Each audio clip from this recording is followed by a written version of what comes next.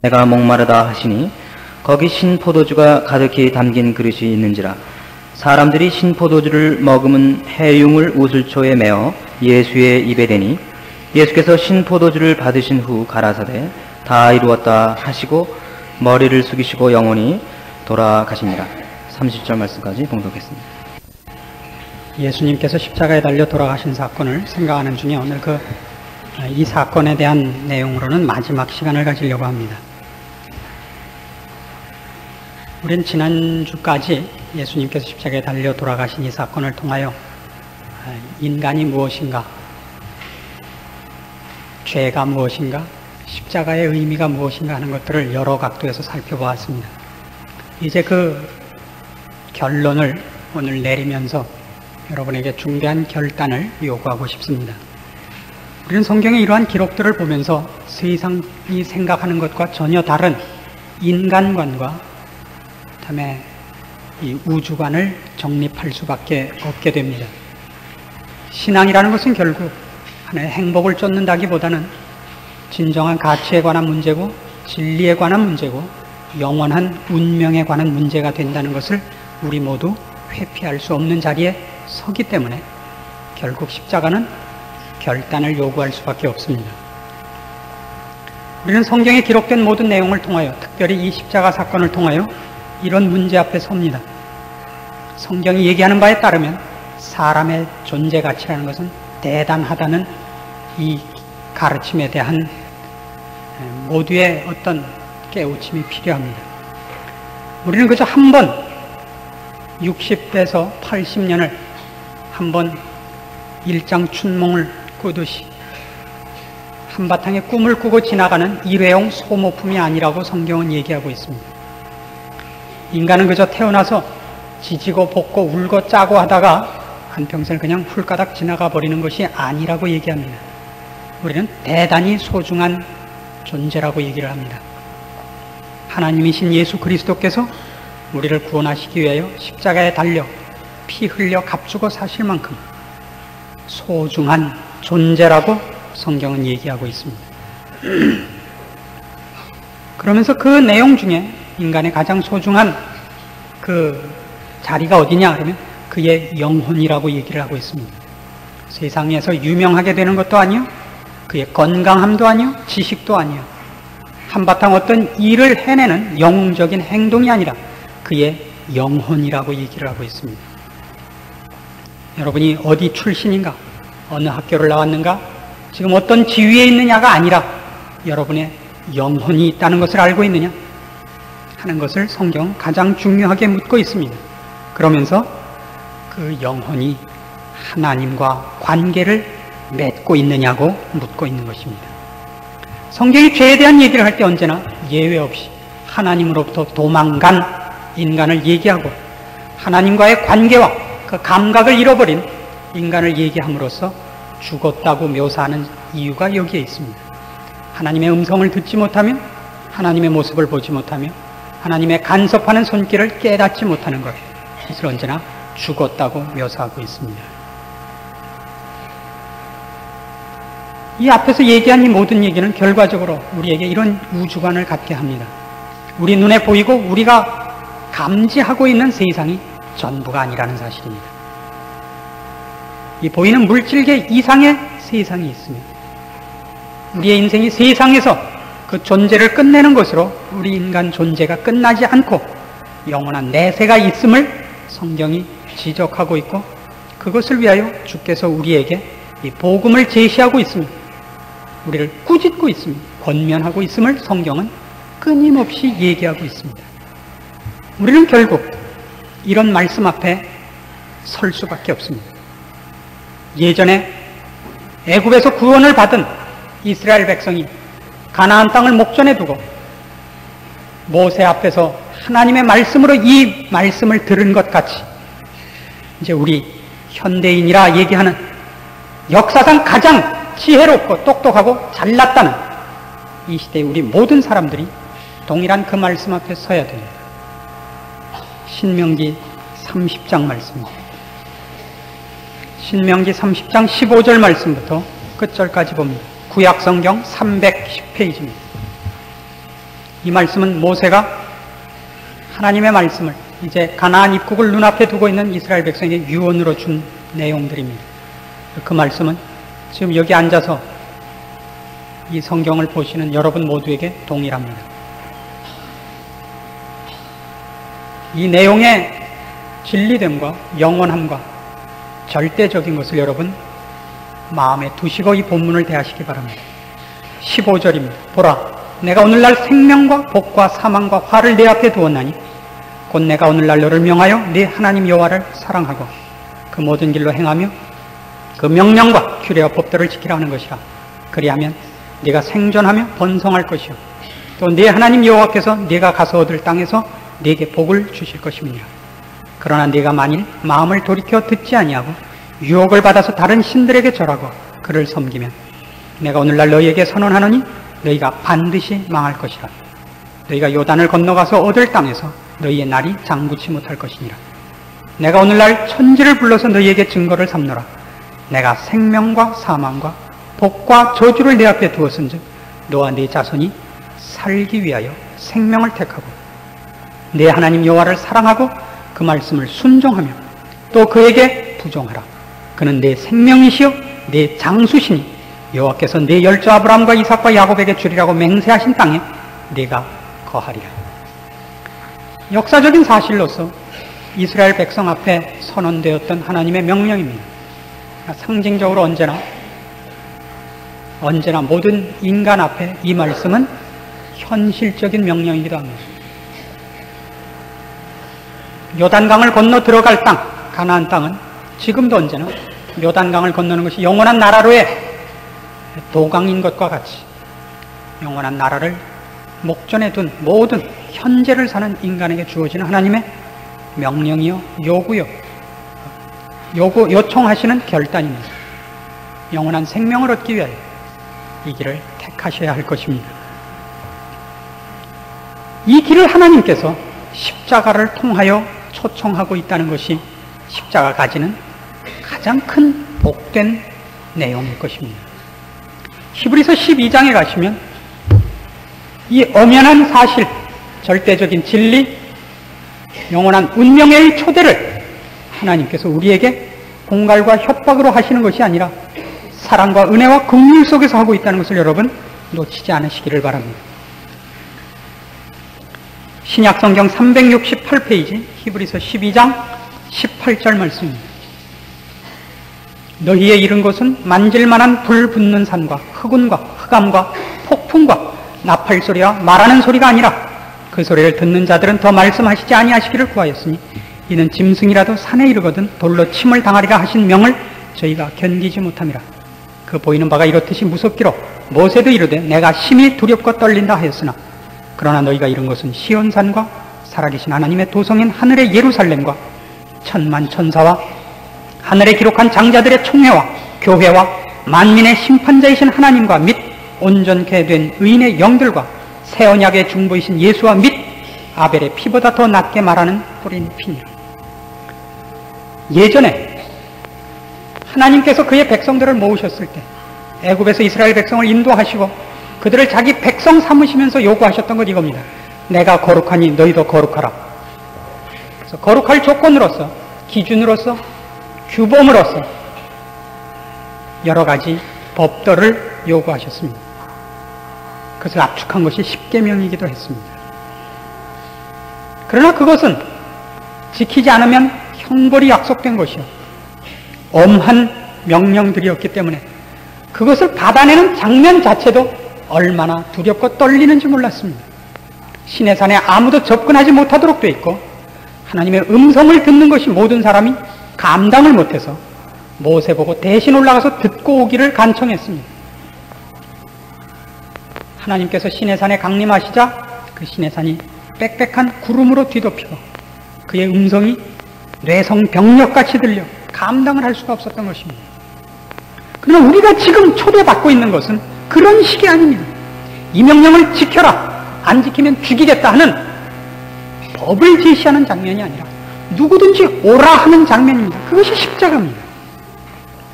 그때나 지금이나 인류는 동일한 죄인입니다. 그때도 죄인이었고 지금도 죄인입니다. 그러나 그때는 우리 스스로 우리의 구원을 위하여 합격점을 받아내야 되는 조건 속에 있었고, 지금은 은혜로서 초청을 받고 있습니다. 누구든지 오라는 것입니다. 22절 다시 한번 보실까요? 그러나 그러면 어떻게 된 겁니까? 앞에 있는 것과 반대 얘기 아닙니까? 이거 뭐 상식적인 문제입니다. 문교부 혜택을 국민학교까지만 받으셨어도 아는 겁니다. 그러나 너희가 이룬 것은 그런 것이 아닙니다. 시온 산과 살아계신 하나님의 도성인 하늘의 예루살렘과 천문천사와 하늘에 기록한 장자들의 총회와 교회와 만민의 심판자신 하나님과 및 온전케 된 의인의 영들과 새 언약의 중보신 예수와 및 아벨의 피보다 더 낫게 말하는 뿌린 피가 있는 곳에 있습니다. 이미 들어와 있습니다. 그때는 시험을 보고 들어와야 되는 것이지만 지금은 다 열려있고 들어오면 됩니다. 어떻게 다르냐? 그때는 아벨의 피 같은 기준과 조건 속에 들어가는 자리였으나 지금은 아벨의 피보다 더 낫게 말하는 피 속에 들어가 있습니다. 아벨의 피보다 더 나은 피, 예수 그리스도의 피입니다. 무슨 비유를 하고 싶으냐면 아벨의 피가 했던 얘기가 뭐죠? 그 피가 억울하게 죽은 아벨의 피가 땅에서 소리를 질렀다고 창세기는 기록하고 있습니다. 그의 억울함을 신원해달라고. 아벨은 가인에게 죽을 이유가 없었습니다. 억울하게 죽었습니다. 그래서 하나님이 그 죄를 갚아주셨습니다. 공의의 하나님이십니다. 이게 아벨의 피가 말하는 겁니다. 공의의 하나님. 억울함이 없게 하시는 하나님. 잘못한 것을 벌주고 잘하는 것을 칭찬하시고 상 주시는 하나님입니다. 지금 우리가 선 것은 아벨의 피 같은 조건과 근거 위에 서 있는 것이 아니라 공의와 법대로가 아니라 은혜로운 피 속에 서 있습니다. 아벨의 피보다 더 낫게 말하는 피, 예수 그리스도의 피, 한 것 없이 구원을 허락받고 있고 죽어 마땅한 자에게 축복과 영원한 구원을 약속하고 있는 그 피입니다. 그 초대입니다. 이것이 십자가가 말하는 최고의 메시지입니다. 이사야서 55장에서는 오늘 아침 우리가 교독한 교독문도 마침 이 장이었습니다마는 하나님께서 이미 이렇게 우리를 초대하시기로 작정하사 우리에게 이 구원의 문을 구약에서부터 열어놓고 계셨고 선언하고 계셨습니다. 오늘 여러분 모두에게 하나님께서 초대하시는 초대입니다. 구약성경 1034페이지 이사야 55장 1절입니다. 너희 목마른 자들아 물러 나오라. 돈 없는 자도 오라. 너희는 와서 사 먹되 돈 없이 값없이 와서 포도주와 젖을 사라. 너희가 어찌하여 양식 아닌 것을 위하여 은을 달아주며 배부르게 못할 것을 위하여 수고하느냐. 나를 청정하라. 그리하면 너희가 좋은 것을 먹을 것이며 너희 마음이 기름진 것으로 즐거움을 얻으리라. 너희는 귀를 기울이고 내게 나와 들으라. 그리하면 너희 영혼이 살리라. 내가 너희에게 영원한 언약을 세우리니 곧 다윗에게 허락한 확실한 은혜니라. 이것이 오늘날 하나님께서 예수 그리스도를 십자가에 달아 매셔서 세우신 언약이요, 아벨의 피보다 더 낫게 말하는 말씀이요, 우리를 초대하시는 초대장입니다. 비밀리에 한두 사람만 하고 있지 않습니다. 역사 앞에, 온 인류 앞에 공표하셨습니다. 누구든지 오라. 누구든지 오라. 로마서 3장에 의하면 예수 그리스도의 십자가 사건을 하나님이 얼마나 공공연하게 모든 인류 앞에 공평하게 제시하셨느냐 하는 것을 이렇게 설명합니다. 25절 말씀입니다. 로마서 3장 25절입니다. 이 예수를 하나님이 그의 피로 인하여 믿음으로 말미암는 화목 제물로 세우셨습니다. 이는 하나님께서 길이 참으시는 중에 전에 지은 죄를 간과하심으로 자기의 의로우심을 나타내려 하심이라.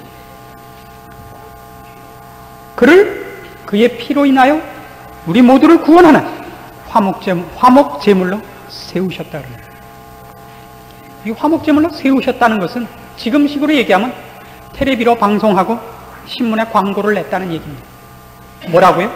이사야 55장의 1절 이하에 있는 말씀 금방 읽은 것 같이 누구든지 오랍니다. 목마른 자들아 오라. 배고픈 자들아 오라. 상처받은 자들아 오라. 영적인 얘기입니다. 이런 얘기하고는 다릅니다. 은사 성령 충만 대집회하고는 다른 겁니다. 그런 시장 넘어 빌어먹을 집회는 왜 생겼나 모르겠습니다. 하나님은 우리의 영적인 문제에 첫 번째 초점을 맞추고 있는 겁니다. 여러분을 돈 벌게 하고 살찌게 하기 위해서 기독교를 세우지 않았습니다. 지금도 마찬가지입니다. 예수를 믿고 영혼을 준비하십시오. 잘 살려고 예수 믿지 마십시오. 그러려면 나오지 좀 말아주십시오. 그런 사람은. 목사들이 쪼다가 많이 생겨가지고 자기 잘 처먹고 잘 살려고 교인을 끌어모으기 시작을 해서 말씀에 진리된 것을 너무나 많이 곡해하고 하나님의 영광을 너무 많이 가렸습니다. 그러니까 나는 그렇지 않다 이런 얘기를 하려는 게 아니라 여러분이 안타까워서 그러는 겁니다. 제 속으로 보나 겉으로 보나 별 볼 일 없는 사람입니다만 말씀이 오해되고 있고 영혼을 준비하는 것이 지금 사는 잘 사는 것으로 막혀지는 것만은 참아서는 안 되는 것이기 때문에 그렇습니다. 추석 때 잘 먹고 왔더니 고함 소리가 좀 커졌습니다. 하여튼 이것만은 분별해야 되는 것입니다. 돈 없는 자도 오십시오. 배고픈 자는 오십시오. 먹을 떡을 준다는 얘기가 아닙니다. 영혼에 관한은 이것밖에 방법이 없습니다. 이것을 준비하지 않는 한 그 사람은 불행한 사람입니다. 사람이 만일 온 천하를 얻고도 제 목숨을 잃으면 무슨 소용이 있으리요? 그렇죠? 얼마나 당연한 얘기입니까? 영혼을 준비하고 있지 않다면 여러분이 지금 혹 그 무엇으로 누리는 것이 있을지라도 그것은 참으로 어리석은 것이고 참으로 헛된 것입니다. 그 십자가가 얘기하는 것입니다. 하나님이 우리를 사랑하시며 복 주시기를 기뻐하신다는 것으로 여러분의 개인적인 욕심을 채우기 위한 것으로 여러분 너무 그렇게 돌려세우지 마십시오. 하나님이 여러분을 사랑하시는 걸 가지고 그분을 모욕하지 마십시오.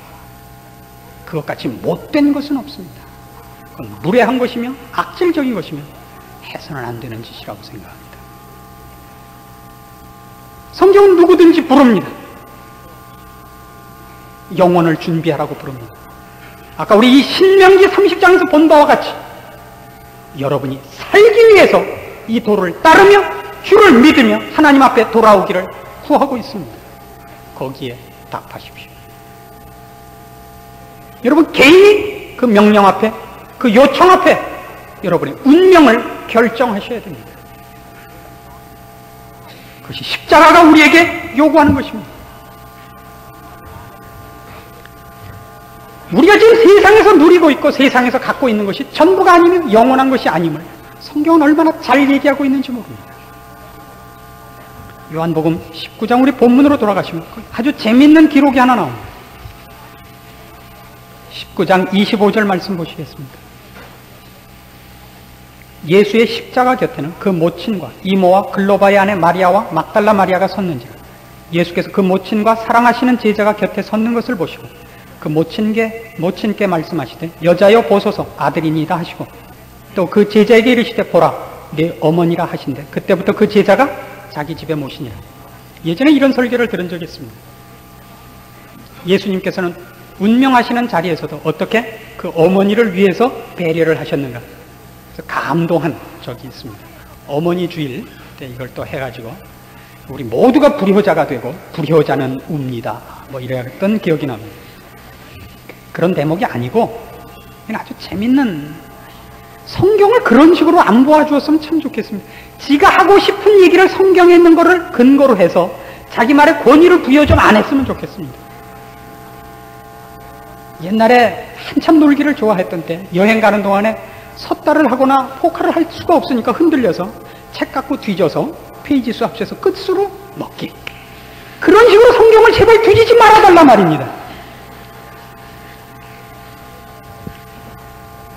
예수님께서 여기 사도 요한에게 그 어머니를 맡깁니다. 내 어머니라. 여긴 이런 깊은 뜻이 있습니다.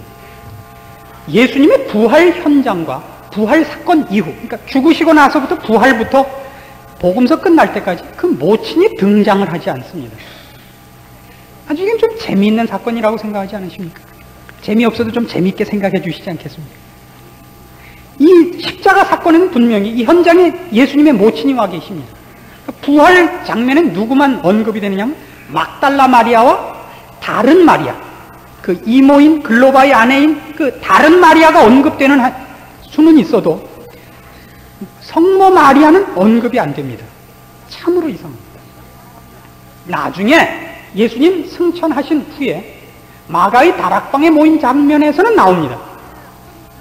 말하자면 성경은 이런 얘기를 하고 싶은 겁니다. 이제 예수님의 십자가 사건으로 말미암아 우리 모두를 그의 백성과 자녀로 부르셔서 이제 새로운 세계, 영원한 나라의 질서 속에 들어감으로써 물질계와 육신계에 가졌던, 우리 인간이 가졌던 그런 질서 개념은 없어지는 것입니다.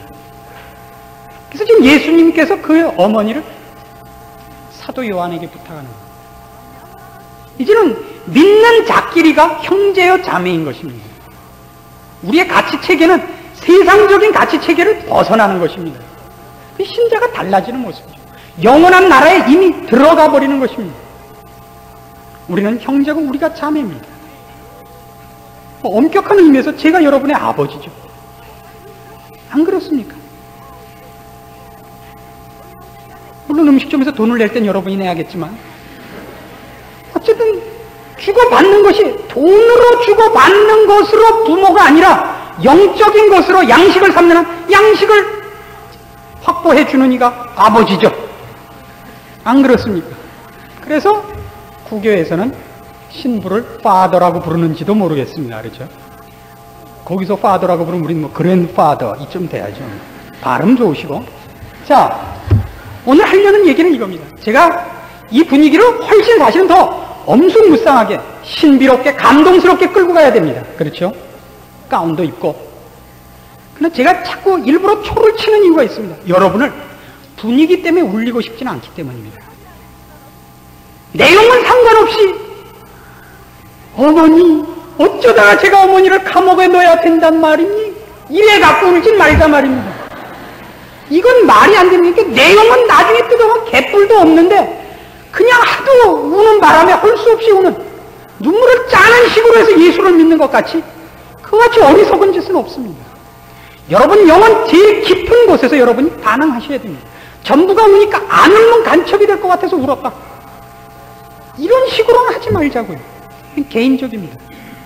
지금 여기서 말고 돌아가셔서 여러분 혼자 스스로 하나님 앞에 분명무쌍하게 반응하셔야 됩니다. 예수를 믿을 것인가 말 것인가. 영혼에 대해서 여러분 물으셔야 됩니다. 확인이 안 되시면 누구하고 의논하셔야 됩니다. 혼자라도 기도해 보셔야 됩니다. 하나님 정말 당신이 계십니까? 알게 해 주십시오. 호기심과 장난에서가 아니라 진지하게 요청하십시오. 응답하십니다. 하나님은 우리를 복 주시기를 원하십니다. 우리가 하나님을 찾은 적이 없으나 하나님은 우리를 찾으셨습니다. 찾고 또 찾으셨습니다. 우리가 멸망의 길로 가는 것을 차마 내버려 두실 수 없어서 예수 그리스도를 보내셨습니다. 그를 십자가에 매다신 분입니다. 진지하게 찾으십시오. 아무리 여러분의 표현과 요구가 어리석고 유치해도 그분은 웃지 않으실 겁니다. 진지하게 여러분이 이 말씀 앞에 서시기를 바라는 겁니다. 고린도후서 5장에 가면 이것을 근거로 하여 신자를 이렇게 정의합니다. 신약성경 291페이지입니다. 15절 말씀부터 봅니다. 고린도후서 5장 15절입니다. 저가 모든 사람을 대신하여 죽으심은 산자들로 하여금 다시는 저희 자신을 위하여 살지 않고 오직 저희를 대신하여 죽었다가 다시 사신 자를 위하여 살게 하려 하심이니라. 그러므로 우리가 이제부터는 아무 사람도 육체대로 알지 아니하노라. 비록 우리가 그리스도도 육체대로 알았으나 이제부터는 이같이 알지 아니하노라. 그런즉 누구든지 그리스도 안에 있으면 새로운 피조물이라. 이전 것은 지나갔으니 보라 새 것이 되었도다. 모든 것이 하나님께로 났나니 저가 그리스도로 말미암아 우리를 자기와 화목하게 하시고 또 우리에게 화목하게 하는 직책을 주셨으니 이는 하나님께서 그리스도 안에 계시사 세상을 자기와 화목하게 하시며 저희의 죄를 저희에게 돌리지 아니하시고 화목하게 하는 말씀을 우리에게 부탁하셨느니라. 예, 하나님과 화목하는 문제가 인간에게서 최고로 중요한 문제입니다. 그분에게 돌아오십시오. 예수를 믿기로 작정하시고 고백하사 하나님의 자녀가 되십시오. 여러분의 영혼을 준비하십시오. 우리는 이제 세상적인 차원에서 사람을 보지 않습니다. 영적인 차원에서 사람을 봅니다. 하나님을 아버지라 부르며 예수 그리스도를 주로 시인하는 자들의 새로운 나라와 새로운 질서 속에 새로운 관계를 가집니다. 그가 가졌느냐 못 가졌느냐, 똑똑하냐 미련하냐를 따지지 않습니다. 그가 하나님을 아느냐, 하나님을 사랑하느냐, 하나님이 그를 사랑하느냐만 따지기로 합니다. 그것이 신자입니다. 하나님께서 그 일을 위하여 예수 그리스도를 보내셨으며 십자가에 그를 피 흘리도록 하셨습니다. 이것이 가장 중요하기 때문입니다. 이것을 먼저 해결하십시오. 여러분 모두에게 부탁합니다. 특별히 여러분이 먼저 예수를 믿은 사람이라고 스스로 알고 계시거든 그 근거를 다시 한번 확인하셔서 그 근거 위에 서 있었음에도 불구하고 세상적인 것과 세상의 것 때문에 마음의 평화를 빼앗기지 않았는가 점검해 보십시오. 그것을 쓸데없이 사람과 싸우지 않았는가 점검해 보십시오. 그리고 아직 이 결단을 못 하셨다면 누구든지 좋습니다. 오늘이라도 늦지 않으니 이 결단을 하시기 바랍니다. 여러분 생애에 가장 필요한 것이 있다면 이것입니다. 예수를 믿으십시오. 그를 보내신 하나님 앞에 돌아오십시오. 영원한 나라에서의 여러분의 자리를 확보하십시오.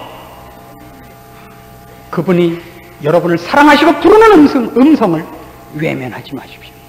이것만은 여러분 운명과 영혼의 가장 중요한 문제이기 때문입니다. 여러분에게 어떤 조건도 자격도 요구하지 않습니다. 아벨의 피보다 더 낫게 말하는 뿌린 피, 예수 그리스도의 십자가가 여러분을 초대합니다. 돈 없는 자도 오라, 값없이 오라, 마음껏 와서 영원한 생명을, 축복을 얻어가시기를 하나님이 초대하고 있습니다. 외면하지 마십시오. 쉽게 흘려듣지 마십시오. 진지하게 하나님의 요청과 부르심 앞에 여러분의 진심을 바쳐 하나님의 부르심과 축복을 여러분의 것으로 소유하는 복된 시간을 가지시기 바랍니다. 기도하십시오. 하나님 아버지, 우리를 사랑하시는 것과 우리를 복주시기를 기뻐하시는 사실 앞에 감사드립니다. 아버지께서 그 아들 예수 그리스도를 우리를 위하여 보내셨으며 십자가에 매다셨으며 피 흘려 죽게 하셨습니다. 우리를 사랑하시기 때문입니다. 우리가 죄 가운데서 죽는 것을 원치 않으셨기 때문입니다. 우리에게 지금도 이렇게 말씀하십니다. 누구든지 오라, 누구든지 오라, 이 축복된 자리에 오라. 더 이상 죄악된 속에서 멸망의 길을 가지 마라. 빈손 들고 오라, 울면서 오라. 주께서 부르십니다.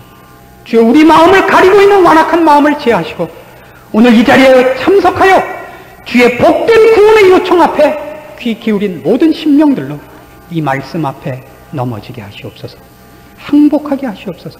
이 복된 말씀을 흘려듣지 않도록 주께서 그 심령을 흔들어 주시옵소서. 주께서 지금도 안타깝게 부르시는 그 부르심 앞에 우리로 울며 자복하고 돌이키기로 결심하며 주의 품에 안기는 복된 결심을 허락하시옵소서. 우리 먼저 믿은 자들, 이 복된 은혜와 축복 속에 있으면서도 세상의 것을 인하여 싸우며 서로 헐뜯으며 서로 칼질하며 평화를 빼앗기고 다툼과 살인과 시기 속에 있었는가 돌아보고 우리의 미련한 것을 회개하게 하시옵소서. 우리 형제를 사랑하지 못하고 주 안에서 마땅히 누렸어야 할 우리의 화평을 화목해 하는 직책을 소홀히 한 것을 돌이키게 하시옵소서.